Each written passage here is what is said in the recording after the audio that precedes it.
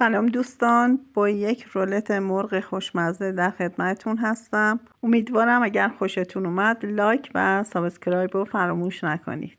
یه سینه مرغ داریم که اون رو ورقه‌ای برش میزنیم و میکوبیم تا کمی نرم بشه.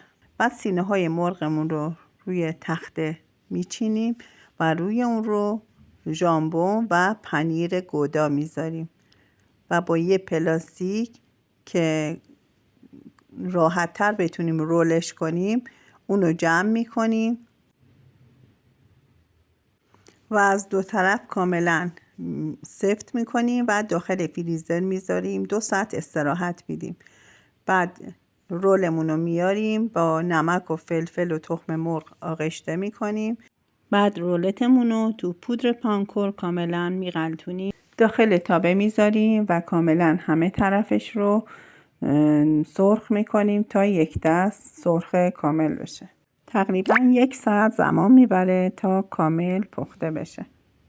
بعد از اینکه کامل رولت ما سرخ شد و پخت، دیگه الان از تابه در میاریم و آماده برش زدنه. کاملا بروستدی شده. با چاقو کامل به صورت رولت برش میزنیم و داخل ظرف مورد نظرمون میچینیم. این غذا خیلی خوشمزه است. امیدوارم که درست کنید و از خوردنش لذت ببرید. نوش جونتون.